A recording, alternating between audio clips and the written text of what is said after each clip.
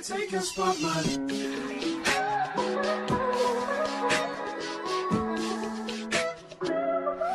Back to my channel. Before we get started, go ahead and like or comment or subscribe to my channel, please.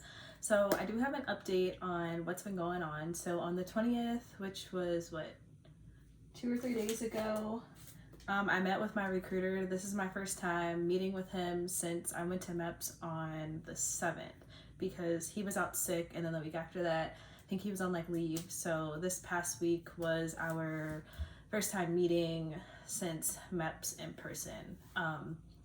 So we have some good news. I have a ship out date. So I am leaving on the 23rd of August. So that is exactly 32 days from now. I'm super excited. I'm kind of upset that it's a little bit longer than what I was hoping for, but it's out of my control.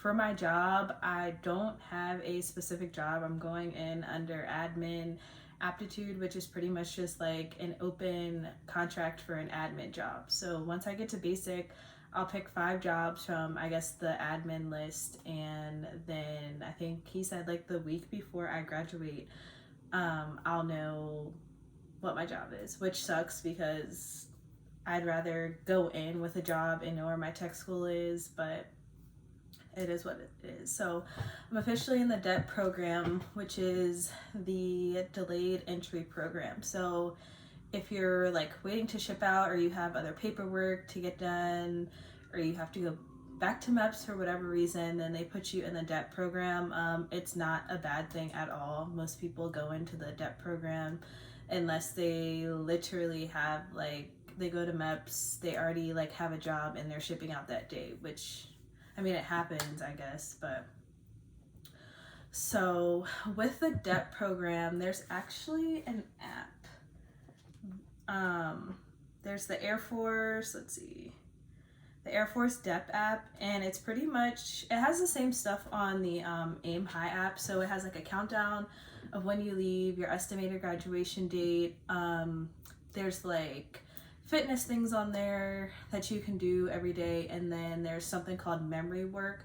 So when I did meet with my recruiter, he did tell me like to go over my ranks, my chain of command, the airman's creed, and the core values. So I've been practicing that every day, and then since I've met with him, I've been working out twice a day. So in the morning I will run a mile. I'm not running a mile and a half, so if that offends anybody, then whatever.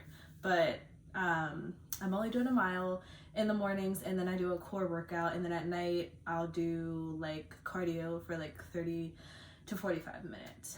So that's been going good. I'm not really worried about anything PT wise in basic except for my push-ups. Like, I don't know how I'm gonna get better at them. I'm sure in basic we'll do some exercises that will help me, but right now I suck, and that's okay because you're not gonna go in there perfectly.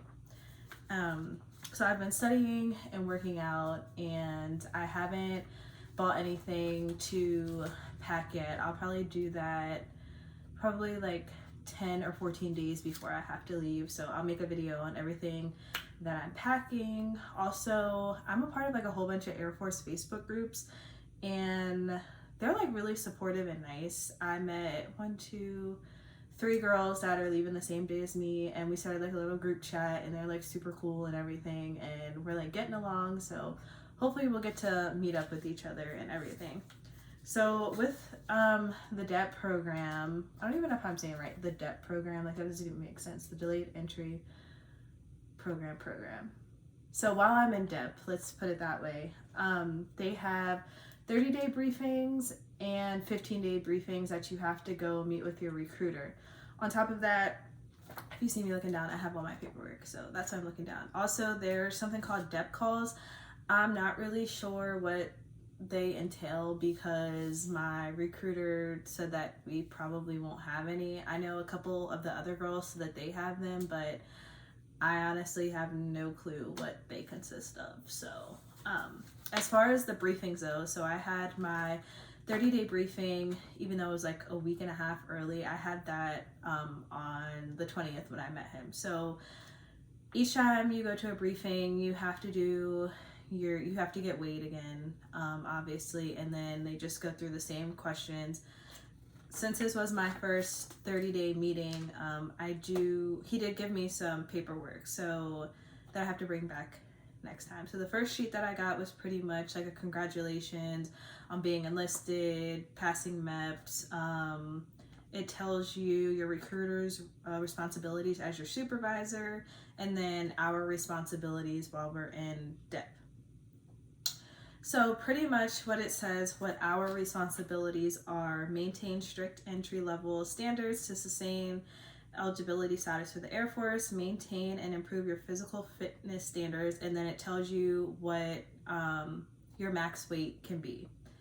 Immediately notify me of any changes in your status. You are not permitted to receive any tattoos, piercings, or body modifications of any kind while you are in the DEP. So about the body piercings, I was like so pissed because when I went to MEPS, obviously you have to take out your piercings. So I had a stud on this side and then a hoop on this side, and then I had my nipples pierced. So I'm like, okay, I don't have to take them out, blase blase. When I tell you, I was only at MEPS from whatever time we got there at 5 until like 11:20 of that. So I'm getting back in my car because I drove, and I'm like trying to put these ones back in. Body rejected them. Try to put both of my nose piercings back in. Body rejected them. So I'm like, great. I obviously can't get them re-pierced because I'm gonna have to take them out for basic. So I guess I'll just have to wait until tech school to get them done. And I was like so upset. All right, so the next one is replace yourself in the DEP program prior to BMT. I don't know what that means. Attend all DEP calls and functions as directed by me, which, like I said, my recruiter said we probably won't have any. I don't know why. I don't know what they consist of, so I can't help you with that. And then it just tells you when the DEP calls are, but that doesn't apply to me. So I had to sign it, and then he had to sign it. The next paper that he gave me was your list for graduation of who you're bringing. So whoever you put on your list, you do need their last name, first name, middle initial. You'll need their driver's license number, the state that the license is in, their birthday, and their social security number. So I just want to make note that when you're doing your graduation list, if you have anybody under the age of 18, they do not need a pass. So they can come, but they don't need a pass. So that's like pretty good. So I have 2 little ones, so I don't have to put them on here. Like the only person that I literally have on here is my mom. Also, if somebody is coming to your graduation that already has a military ID, they do not need to be put on this form. So I can put my dad and my boyfriend. I don't have to put them on here because my boyfriend's active duty, and then my dad's retired. So they both have military IDs, so I don't have to put them on there. So that was the second form. The third form that I got was, and I can't show it because I have some of my information on here already, is your banking information. So you will need to have a checking account so that you can get paid while you're in basic. And he told me that the day you ship out is when you start getting paid. Obviously, you might not see it for a few weeks. In some of the Facebook groups, I know some people were having problems like getting paid. I think some people didn't get paid until a month and a half later, which we're in basic, so it's not like, well, I guess it matters to some people, but we don't really need our debit cards or anything. So I think this is the last form. Yeah, so the last form that I got is basically life insurance. So if something happens to you, from what I'm assuming is they get pretty much, I guess, what your contract is worth or something like that, or whatever the insurance is worth. So my recruiter said it's probably about $25 each paycheck. You really don't know that it's missing. You don't have to do it, and if you want to sign up at a later time, you can, but I went ahead and did it because I have 2 dependents, and if something happens to me, then they'll get it split right down the middle. So the next time I have to meet him is on August 8th, so that's in about 2.5-ish weeks. Like I said, I had to lose like 20 pounds before I could even go to MEPS. So like right now I'm like 4 pounds over my max weight. And when I like told him, he's like, let's weigh. I'm like, dude, I'm like a couple pounds over. Like, before going to MEPS, I was water fasting. So like when I got back from MEPS, I obviously knew I wasn't shipping out right away. So I've been eating. So I'm going to be over. But when I go on the 8th, it's nothing for me to lose 4 pounds. So yeah, that's